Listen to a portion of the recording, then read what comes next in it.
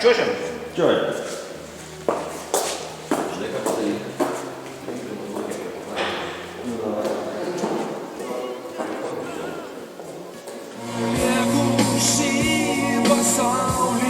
Ne, šiaip tai, jeigu kažką šitoje vietoje sakyti, tai aišku, atsiminimai, tai prieš 20 metų visas šitas reikalas buvo čia ir daromas. Tai aš būčiau tą datą ir pramegojęs, atvirai šnekant. Pasirodo, kad 1996 metais būtent čia, toj istoriniai Lapių studijoje, mes sėdom įrašinėt mūsų albumą Tik Mėnulio šviesa. Mes jį labai sėkmingai rašėm, išsileidom ir dabar pasirodo, kad sukako 20 metų nuo tos datos. Kūrinys, vadinkim, tvarinys išleistas ant MC, Magnetic Tapes'o, reiškia, ir tą kasetę, man atrodo, 2 ar 3 aš dar turiu. Originalias būtent kasetės, tik tai jau nebeturiu dabar, reiškia, tos vadinamos kasetinės magijas. Tos mūsų garsiosios kasetės. Kukli, maža. Nu ką apie ją reikėtų pasakyti. Šiaip aš po daugelį metų sužinojau, čia aišku, tų intrigų aš gal nesužinosiu iki galo, kad visgi galėjome ir tada jau CD rašyti, gal galėjo būti ir kasetė, ir CD, nežinau, kame čia reikalas, nes tada valdžia grupiai turėjo žmogus, kuris prie klasikinės grupės sąstato. Nesireiškia, bet jis čia buvo viską užgrobęs, jis čia viską tvarkė, tegul ne. Turim kasetę, nes po 10 metų mes ištaisėm tą klaidą ir išleidom štai šitą albumą. Tai yra perleista ir dar pridedant 3 dainas su intro dalyku. Tai čia kitas sąstatas, kiti žmonės. Mačiau dar kai kur galima įsigyti. Vienas iš dažnai užduodamų klausimų yra tas, kodėl mes jį susibrandinom įrašinėti tik 1996, nors istorija mūsų prasidėjo nuo 1979. Na, aš manau, čia buvo visų pirma tam tikros ir subjektyvios, ir objektyvios sąlygos tos, kad visgi mūsų Marijos žemė į tą roką žiūri pakankamai atsargiai, pakankamai kreivai ir tokių galimybių, kurios yra, pavyzdžiui, dabar jau, kad gali įsirašyti vos netolėte sėdėdamas ten tą visą savo, reiškia, kūrybą. Tai tikrai nebuvo, reikėjo labai daug papildomų sąlygų ir mums tiesiog, aš manau, kad mūsų būgnininko tuometinio Girėno dėka, jo energijos dėka, mums pavyko prieiti iki studijos.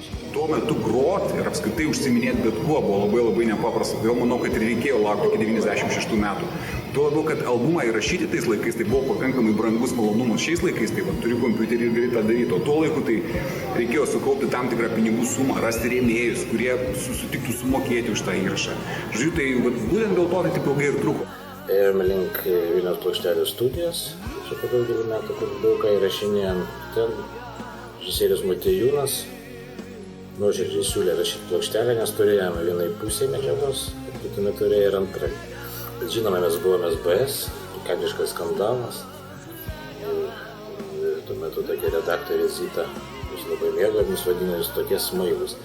Mes buvome nesmailūs, o tiesiog jaunatviškai kvailiai, aš kai radau 50 metų vienam žodynė TSBS vertimą, tai ten toks yra netgi tikslesnis apibūdinimas, pikti pletkai. Tai šiaip, kai visada iš visų šaipėmės ir konfliktavom su visų pasauliu, tai tada nusprendėm, kad nereikia jokios plokštelės. Nors berods jau katedra buvo išleidusi, daug kas ten buvo išleidusi.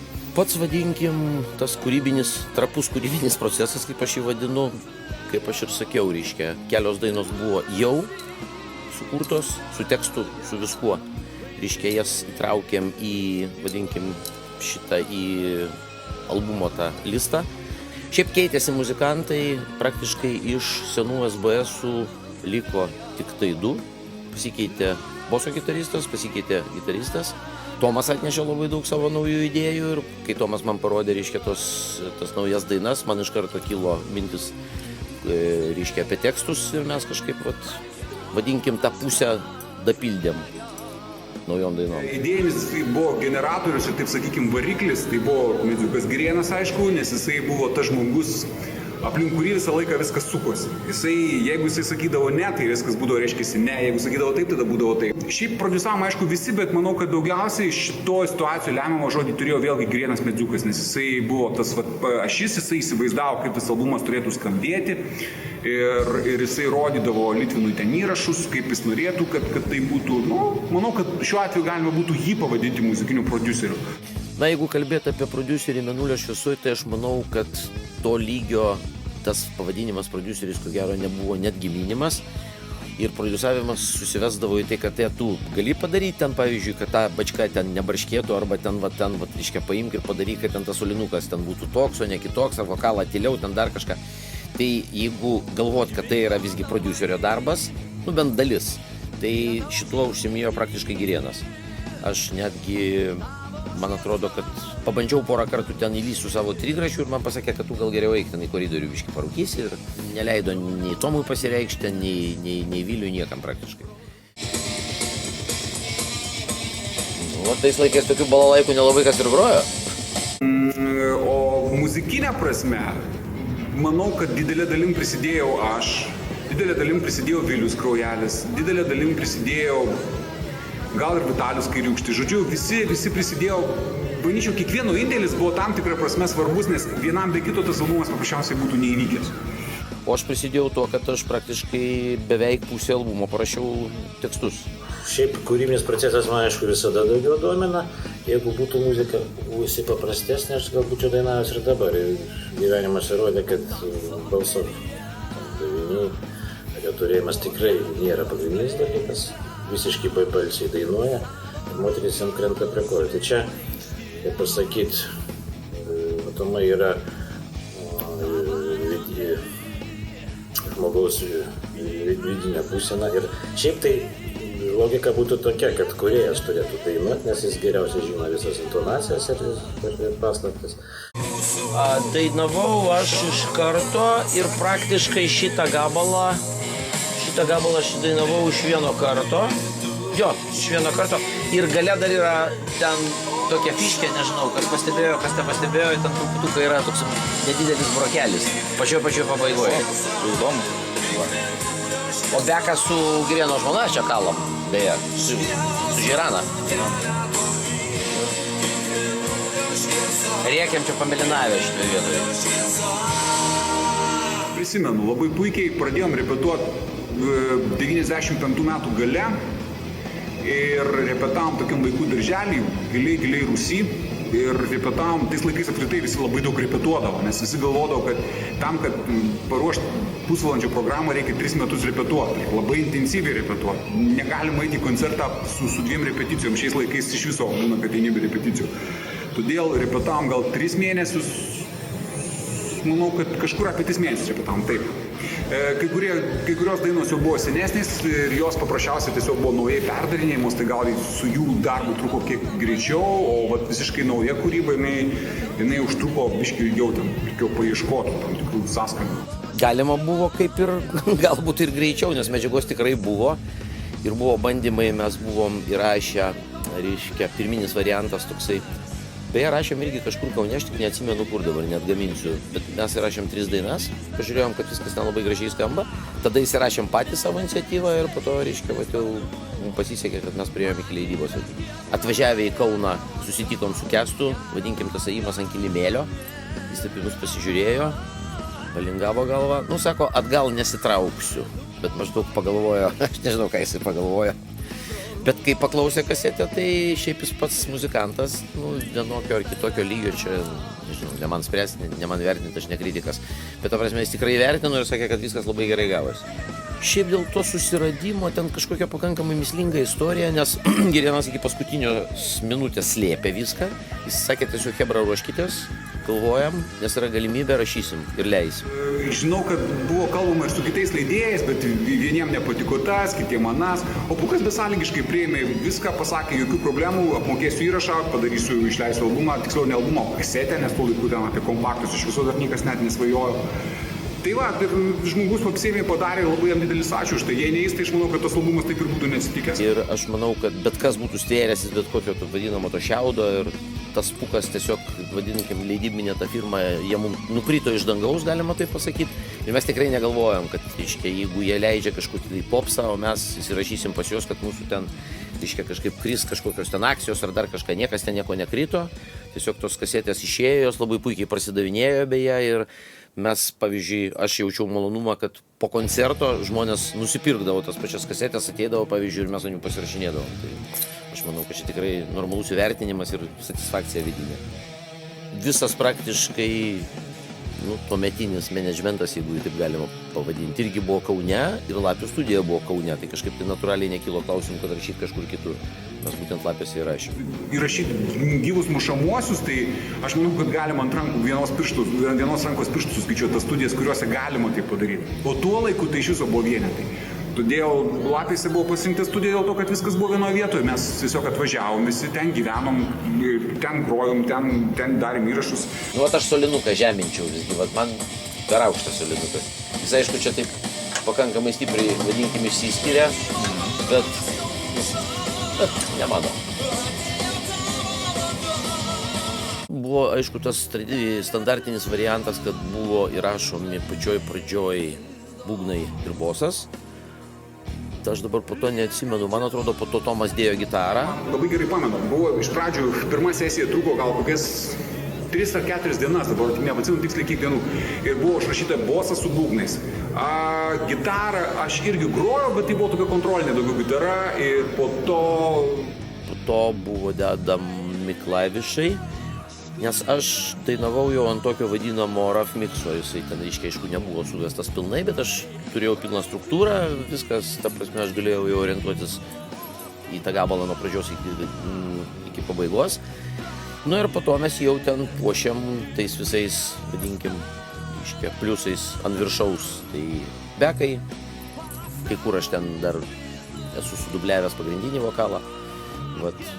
Klavišai, man atrodo, jau buvo uždėti.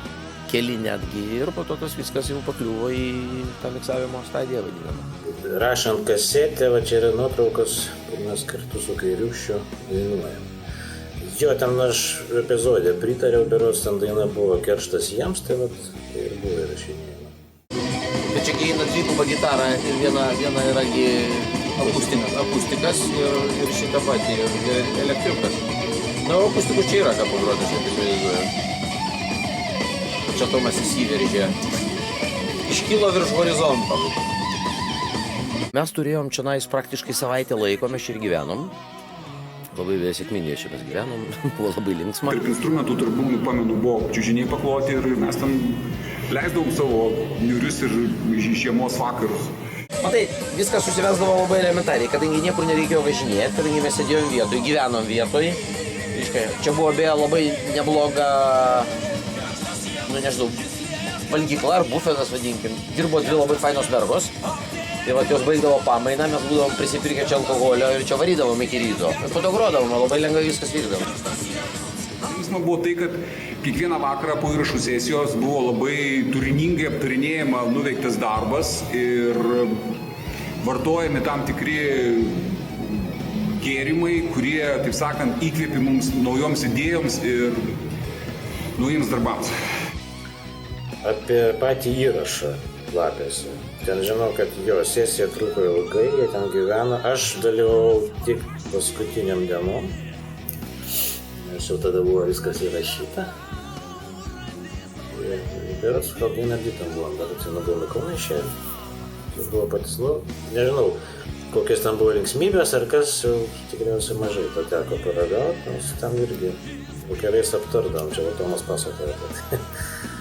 Tai buvo tokių momentų, kad prie pulto dirbo Giedrius Litvinas, tai jisai laisvų nuo kavos gerimo ir nuo mūsų įrašų metu jau kažkiek ir suvedinėdavo. Tai mes kažkokį bendrą vaizdą turėjom sėdėdami čia, aišku, po to viskas buvo pabaigta iki galo ir važiavom tada iš Vilniaus klausyti, kas čia išėjo.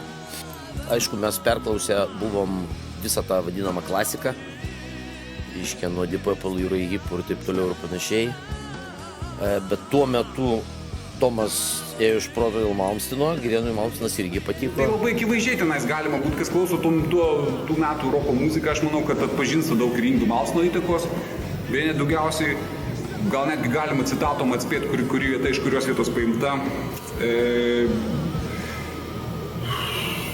Po to, to laiko visos tos grupės, tas power metal, visi šitie dalykai, jie tenais ir turėjo įtakos to albumo skambesiui, bent jau lygiavomės į tuos, atsimenu, Krisiom Peliterio įrašus, ten leidom Litvinui, kad mes norim tokio skambesio. Peliterį dar nebuvo, bet ta visiška mustinizacija, nežinau, čia buvo geras sprendimas, gal tuo metu tai atrodytų efektinga, nes buvo gitaristas, kuris galėjo pademonstruoti tos dalykus. Bet tai mes absoliučiai praradom savo veidą, savo spalvą. Ir po daugelį metų mes jau čia, kai buvom atsikūrę, aš bandžiau kovoti, tos elementus naikinti iš dainų, kad jos atgautų tą savo senąjį skambesį. Aš atsimenu, kurių metų ten tas albumas buvo, bet ten buvo tokia daina Mercy. Tai Girėnas grojo ant šluotos kaip gitarą, o aš dainavau dešrą. Tai buvo labai linksma, mes ten pasidarydavom tokias atrakcijas kaimynam, pašiurpinti, po to dažniausiai atvažiuodavo mentai, ir mes ten turėdavom su jais aiškintis, kas čia vyksta. Tai va, o šiaip klasika, tai tie patys, aš manau, Vaisniekai daug įtakos visgi įnešė į šitą visą albumą, į patį melodingumą. Nes jeigu žiūrėt grinai mane patį, tai aš klausau labai tokią plačią, vadinkim, pakankamai platus spektras mano tos klausomos muzikos.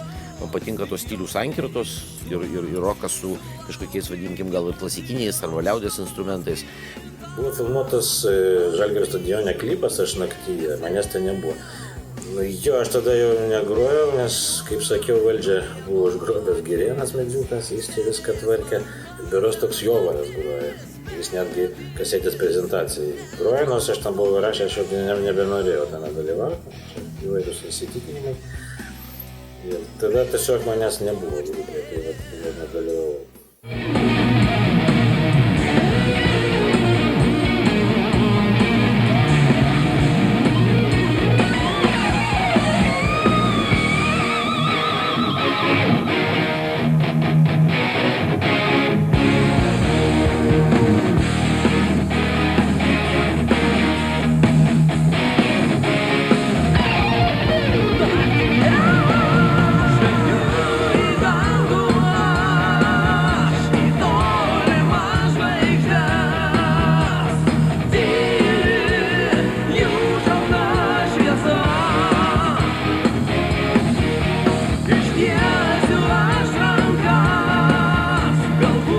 Ten labai daug įdomių variantų šitoje vietoje, ta prasme, mums kažkaip aš taip įsivaizduoju, kad vis tiek mes, ko gero, nešim tą vėliavą visgi visos Lietuvos roko muzikos kolonos priekį ir jeigu jau darydavom, tai stengdavomės padaryti tikrai ten kažką tokio išskirtinio, tai pavyzdžiui, buvo variantas, kad sugebėjom pramušti stadioną Žalgirio, kuris tuo metu veikė. Susivežėm ten tam tikrą, vadinkim, reikalingą techniką, nusifilmavom, bet kas buvo juokingiausia, kad šalia sporto rūmuose tuo metu buvo koncertas ir grojo Ivanuški International. Tai buvo toks labai neblogas kontrastas, vadinkim, tarp to, ką mes padarėm ir reiškia tos muzikos, foninės, vadinkim, muzikos. Bet turėjom idėjų daryti dar ir toliau, bet kažkaip tai buvo netgi debatai, kurią sekančią dainą imti, bet toliau debatų nenuėjom. Aš labai norėjau filmuoti svetimus paukščius. Pas mane buvo idėja daryti tą kažkur tai, nežinau, pajūry, kažkokiuose griuvėsiuose. Vis tiek ta daina pati, jinai tokia turi savyje tokio skrydžio. Bet tuo ir pasibaigė tame etape. Sunku, čia, žiūrėk, kiek čia visko pridėta ir ta prasme, bekų grūva ir vokalas dubliuotas per kelis kartus čia. Kodėl? Viskas realizuojama, tiesiog reiktų statyti kokius 3-4 baivokus ant scenos dar ir tada galima ir gyvai padaryti. Netgi su Karminos Buranos, pavyzdžiui, gyvai žanga styginiais. Mėnulio šviesą tvarkė, vadinkim, tą perkelimą į CD pilnai Giedrius Litvinas. Gimęs laimėti suvedinėjo Tomas Varnagiris. O po to, kai mes subrendom, reiškia, vadinkim, jau čia, nežinau skaičiuoti, arba trečiam albumui, jeigu CD variante, kurį rašėm su aukščiau minėtu Giedrium Balčiūnu, tai tada įsirašinėjom tose pačiuose lapėse, bent vokalą, nes daug buvo ir kitų rašyta. Ir prie pulto vėlgi gavosi taip, kad atsisėdo Giedrius Litvinas. Šiaip man patiko, ką jisai buvo padaręs Mėnulio šviesoj, nes aš alternatyvos Lietuvoj, kad būtų kažkas taip tuo laiku padarytas panašus, reiškia, vadinkim, miksas, aš neradau alternatyvos tikrai. Čia buvo superinis darbas, man ir dabar patinka tas skambesys, aš važiuodamas šiandien iš Vilniaus į Kauną į Lapes būtent šitam interviu, aš perklausiau tą diską, tokia nostalgija galbūt, nostalgija apniko. O Giedrius, aš manau, kad jis kaip garso inžinierius, tai labai, bent tuo metu, tikrai stovėjo piramidės viršūnėje. Nebuvo nieko panašaus. Man šiuo atveju yra svarbu rezultatas. Ir dažniausiai dabar, kaip bebūtų keista, bet to gyvo, tikro garso aš nelabai tikiu, kad jau šiais laikais tos roko grupės, kurios šiaip koncertuose groja gyvais instrumentais, jau ten taip viską gyvai ir rašinėja. Manau, kad vis tiek yra šiais laikais naudojami tam tikri kompiuteriniai, taip sakykime, kompiuterinis audio failų editingas, kur ten galima kažką pastumti, patraukti, kažkaip patempti, viršų žemyn.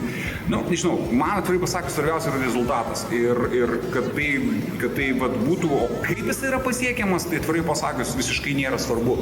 Svarbu žinot, kaip tą padaryti. Bet klausia, kodėl aš būtent Kurzweil firmos klavišinių instrumentų mėgėjas. Visą mano tą jau jaunystę, kai praėjęs su vokiečių, demokratų vokiečių firmos Harmona modeliais, ten kelis turėjau.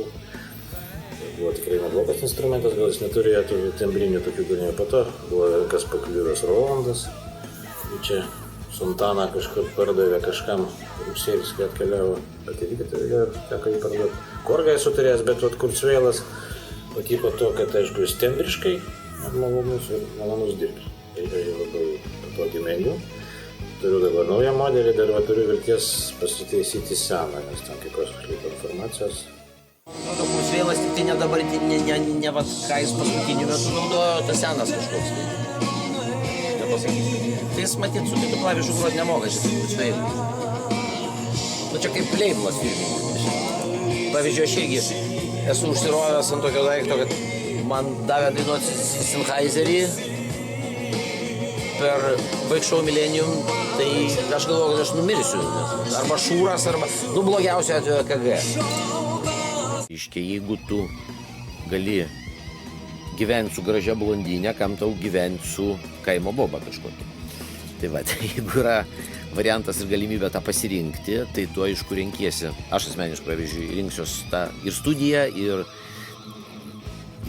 tos studijos, vadinkim, patį apipavydalinimą, tai nėra paskutinis dalykas. Pavyzdžiui, aš rinkausi studiją Latvijoje, kur aš įrašinėjau vokalą vien dėl to, kad aš pro langą mačiau gamtą. Mes turėjom pirtį, mes turėjom galimybę išsikepti šašlyką lauke. Tai nebuvo rašoma kažkokiam tai rūsy, kaip įprasta Lietuvoje būdavo daryti. Kuo gilesnis rūsys ir kuo jis mažesnis, to būdavo geriau. Va, tai aš manau, kad tie laikai jau praėjo. Plus, gyvi muzikantai čia yra, aišku, pagrindinis dalykas, nuo kurio reikėtų pradėti.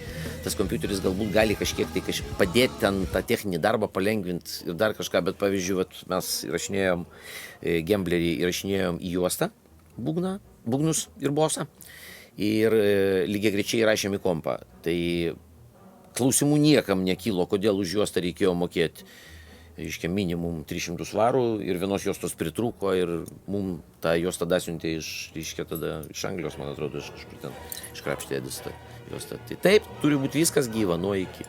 Jeigu negyva, tai tada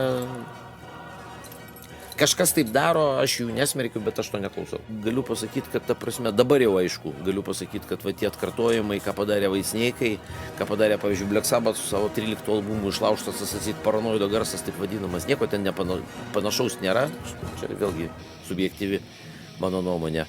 Va, ir aš tikrai nenorėjau tokio vadinkim, skambesio kaip Mėnulio šviesos, tiesiog aš galbūt ėjau tuo pramintų taku, kad įsivaizdavau, kad atsisės Giedrius prie pulto ir viskas bus labai gerai. Supratimo apie muziką, supratimo apie stilių, supratimo apie garso kultūrą, bet to trūksta Lietuvoje labiausiai.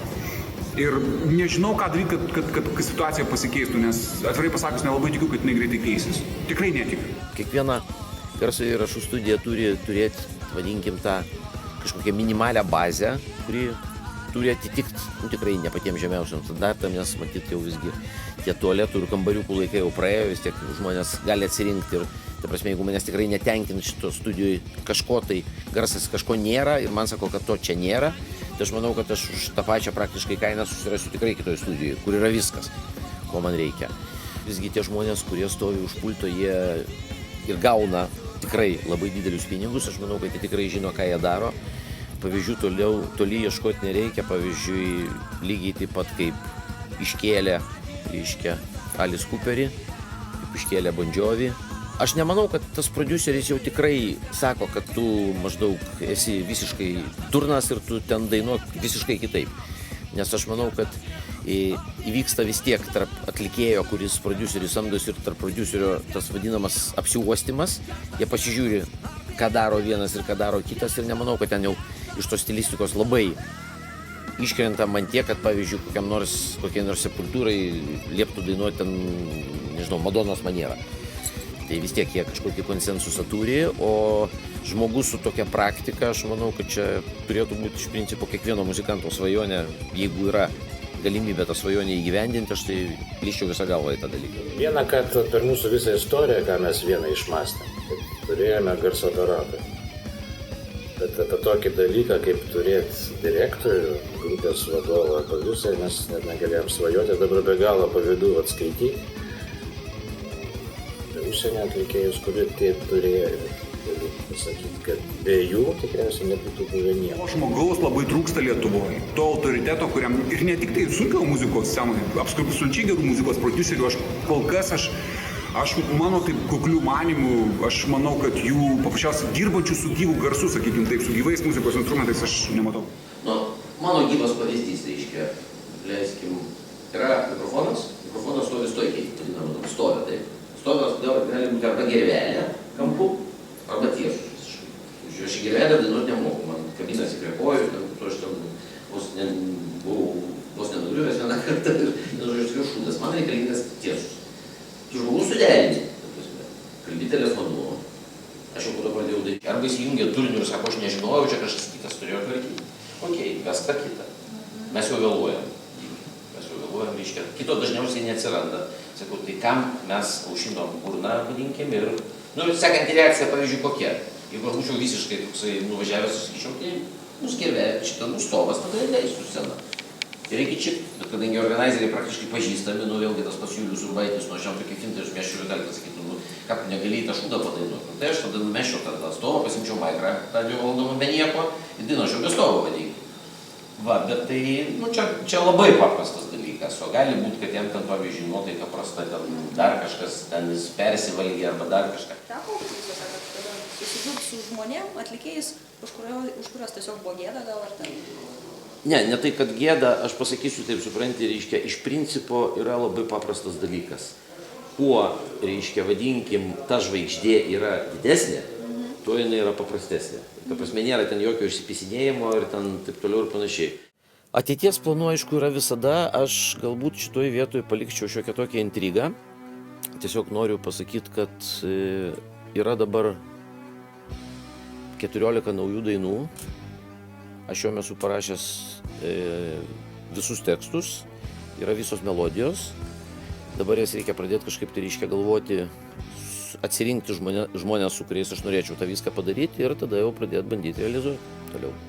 O su VSS tai, kai tik tai pasitaikys kažkoks tai normalus koncertas, mes jį, aš manau, kad su malonumu sugrosim. Naudodamas progą pasigirsiu, bet išleidau Sėkmės džentelmenų, čia projektas grupė, musiclas, rock opera, nežinau, čia kaip čia yra pirma dalis ir turiu vilties atsipūtus pradėti antrą, kuri ir tikriausiai ir būtų pirma, kai viską apjungtų.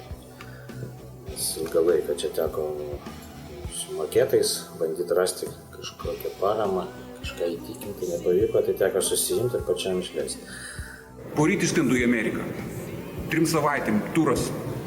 3 koncertai, ne, atsiprašau, 4. Tikiuosi labai daug pamatyti, labai daug gerų įspūdžių, tai čia po to grįžtu, turas su Mantu, po to su Neda, po to pavasarį turą su Kervedžiu. Noriu labai rašyti solinį, nebent jau ne albumą, bet porą instrumentinių kūrinių. Šiaip turiu jau pasidaręs visas demo, viską, bet vis tiesiog laiko nebėra. Noriu rašyti labai akustinį instrumentinį albumą, tokį sugrojimą 2 gitarom. Mes su Audrium kolega, mes dažnai grojam, tarp kitko Amerikoje grosim daug ir akustiniam gitarom grosim, ir iš Valdžio rock projekto grosim. Tai noriu padaryti tokį albumą, kad turėti tiesiog ne taip kaip studijoje būdavo įrašinėjama, ten prirašoma milijonas gitarų, ten visą tempą gyvai nesugrojama, bet tokį laivą turėti, kad galima būtų pakoncertuoti ir kad parodyti savo kažką, taip išsakyti mintis ir savo jausmus. Padėkoti Tomui, kuris puikiai tą viską atsiminė, nežinau, sužavėtas jo atmintim, tada ir dabar. Ir galiu pasidžiaugti profesinės veiklos pasiekimais, tikriausiai vienintelis gyvenimo. Žinot, to šlovės tuo metu man buvo 23 metai, tai kažkaip viskas atrodė daug naiviau ir tai atrodė, kad tai yra kažkoks pirmas etapas, bet dėja jisai buvo pirmas ir paskutinis žingsnis, kaip ir daugelis Lietuvoje visų projektų, kurie vyksta, todėl, nežinau. Bet tai mes kaip ir visi artistai negalim nešokti, jeigu tu šoki, negalim groti, jeigu mes grojam.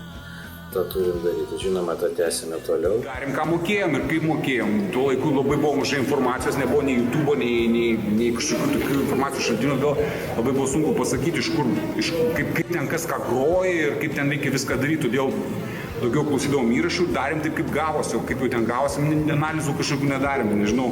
Aišku, malonu, kad kažkas tai taip galvoja, bet,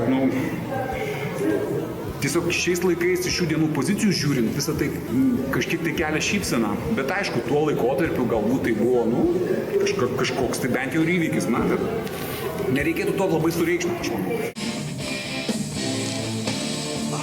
Tai va šita vieta. Tai pavyko sudainuoti iš antro karto, bet antro karto pabaigos galvoju, kada baigsis tas Tomo grojimas gitarą, nes aš jaučiu, kad aš apsišypsiu tą natą laikydamas. Tai buvo labai smagu. Tai dar pavyko netgi užkelti vienoje vietoje. Va tai va, bratskos. Tiek, aišku, labai dėkoju, kad prisimenėt, labai dėkoju Giedriui, kad jūs čia kiek ir mums perdavęs iniciatyvos, vykdant šitas interviu, rado laiko, prisiminė tą, nes mes nebuvom pagalvoję apie tai, kad gali būti gerėjus bėga, metai greitai. Tai labai visiems dėkoju už paramą, kad prisimenat, nes mes be jūsų kūrybą, be jūsų gerbėjų tiesiog nieko nėra. Ačiū. Iki. O aš norėjau padėkoti visiems tiems, kurie visų pirma visą laiką buvo šalia manęs visą šitą laikotarpį su SBS-ais. Bet tikrai buvo šaunų žmonės, aš jiem esu tikrai dėkingas. Noriu padėkoti dabartiniam savo kolektyvui ir aišku visiems mūsų fanam, nes ta prasme aš manau, kad be fanų tai nebūtų ir grupės, bet kurios, ne tik mūsų SBS, bet ir bet kurios kitos. Taip kad visi laikykit vėliavą ir jeigu bandyt paskutinę išmesti anglišką frazę, tai būtų In Rock We Trust. Heavy metal is forever.